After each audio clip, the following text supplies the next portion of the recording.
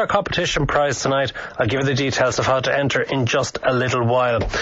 Now, many pharmacists are at war with the HSE over the changed contractual relations for giving out medicines to medical card holders. Many have withdrawn from the scheme, and so the HSE has set up temporary outlets, particularly through the west of the country, offering alternative supplies of medicines to those who need it. How well has it been working? Well, we'll try to hear from the pharmacists and the HSE in a second, but we have had one listener who rang in a little while ago, so we've asked her to come on the line to tell us about her own experience in Castlebar in County Mayo today. Siobhan, hello to you. Hi Matt, how are you? Very good. What happened to you today? Matt, I went down, I worked in Castlebar, so I had offered to my neighbours, an elderly couple, that I would drop in their prescriptions and get them filled for them this morning. And I was there for 4 hours. I didn't even get half of all the medicines I was supposed to get, and at the same time that I was waiting in the waiting room, an official from the HSE stood outside the building and gave a camera interview to RTE telling how well things were operating down in Castlebar this morning, how everything was running smoothly, how people weren't being delayed, etc. And it was barefaced lies. Well, I haven't heard that interview yet. I have to say that the person gave to RTE. I have to say. I didn't see it either, because I obviously was still waiting there at 1 o'clock when the news was on. I was still waiting at the HSE dispensing centre, but my colleague at work who was covering for me told me that she saw it on the news, and that was what she saw, that this official from the HSE was extolling the virtues of the temporary dispensary unit that was set up. And you were waiting? I was waiting 4 hours. 4 hours, okay. 10 to 2:30. At 1:05, another official, not the same man, another official in a suit, told me that my prescription was being filled next and I would have it in 10 minutes. And I deliberately looked at my watch to see how long this was going to go on for. And that was 1:05. At 2:30, I got my medication. And I didn't get all of it. I only got half the items, and the other things that were missing, they said that they would send up by taxi tomorrow. Okay, Siobhan, thank you for getting in touch with us. Liz Hochter is president of the Irish Pharmacy Union. Hello to you, Liz. Good afternoon, Matt. Good afternoon, Siobhan. How many of your members at this stage are not supplying the service?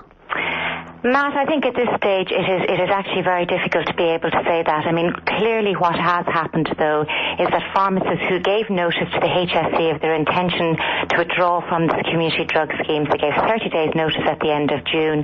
The HSE were charged with putting an adequate contingency plan in place. Clearly they haven't. We've been receiving reports from all around the country today of very long delays where contingency dispensaries exist, such as in Castlebar. We have also been receiving reports that, as Siobhan has said, that stock is missing. I presume Siobhan was told that those medicines weren't actually in the bag. I hope that she was told that. We also have been receiving reports of errors on prescriptions. One pharmacist in Kerry who checked the prescriptions dispensed to 11 of his patients by the HSE dispensary there said that 8 of them had been filled incorrectly. We are absolutely horrified at the standard of service that's been given by the HSE and their denial around the concerns for the safety of patients. It's unbelievable. We've received reports as well where patients in Westport travelled into the Castlebar dispensary and they were refused service. They were directed back out to Westport because there is a pharmacy still in Westport operating under the schemes. But that pharmacy is buckling underneath the pressure. It's absolutely appalling, the situation that's happening at the moment. And really, the HSE are showing scant regard for patients, their needs or their safety. And their inability to face up to their responsibilities to patients is simply mind-blowing. I'm going to go and give the HSE an opportunity to respond in a second, but are you guilty perhaps a little bit here of gilding the lily, of playing your own agenda here, of talking up the extent of the problems because you want the HSE to give way and give you back the money that effectively they took from you by reducing the price they were paying for the services supplied? Absolutely not, Matt. This is not about the money. And we said all along that we were willing to make savings, but the savings should be proportionate. A 34% cut was imposed upon pharmacists, 8% cut on other healthcare professionals. Pharmacists availed themselves of the legitimate option to give 30 days notice. They gave 30 days notice at the end of June. The HSE spent the intervening 6 weeks assuring all and sundry they would put an adequate contingency plan in place. Today, it's evident there isn't one. Pharmacists are very concerned for their patients. The reports from around the country, in fact, down in Waterford, where it was highlighted last Tuesday that they would have a problem when they published an inaccurate list in the paper. 1 week later, there is absolutely no emergency contingency plan for the entire South East. Connemara, another black spot. Cavan. Entire parts of North County Dublin, no pharmacies opened. Emergency numbers for the pharmacist on the door of the pharmacy. The HSE seemed to have decided that they would put a type of contingency plan in place. They said they identified the areas where they would have difficulties. They urged patients to get their neighbours to drive and collect their prescriptions. Yet today, when community pharmacists in rural areas oblige their patients by travelling with their prescriptions to dispensaries, the dispensaries refuse to dispense those prescriptions.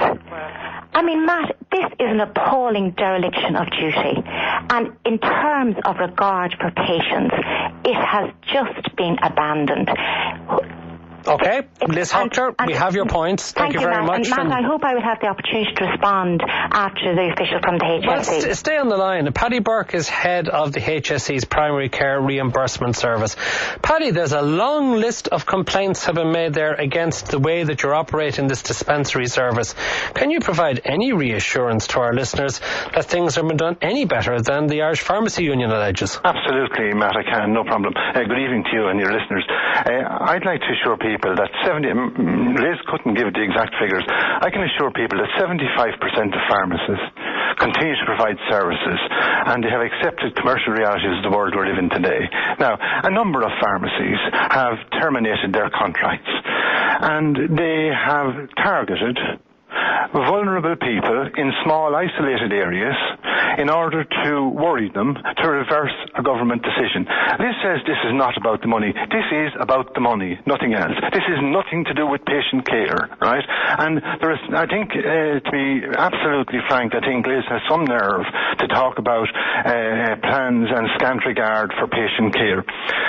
The responsibility for the inconvenience being suffered by patients and clients rests with pharmacists, nobody else.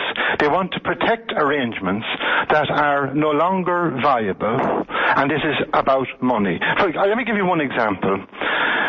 In 2001, when the government decided to give automatic eligibility to medical card holders, pharmacists got a premium on top of their fees and markup. They got a premium to compensate them for loss of income. That program is finished. It's like if I was paying an employee for 5 hours overtime for 1 week, every week for the last 5 years. When that overtime finishes, I stop paying. How can I stand in front of the Controller and Auditor General and say, I continue to pay out 33 million a premium to pharmacists, right, when that program has finished?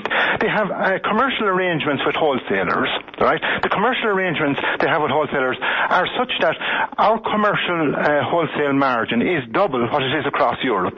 In other words, the taxpayer is funding that double rate in order that 77 million can be paid to pharmacy, right? Now, in total, if we look down, right, of the income, say 430 million we paid out in fee income to pharmacy, 430 million. If you take away the 33 million for the over 70s, right, in total the Minister has reduced that income by 23 million. Now, I know that explicitly because those figures are coming from the audited accounts of the HSE. They're figures in front of which I'll have to stand in front of the PAC and account for.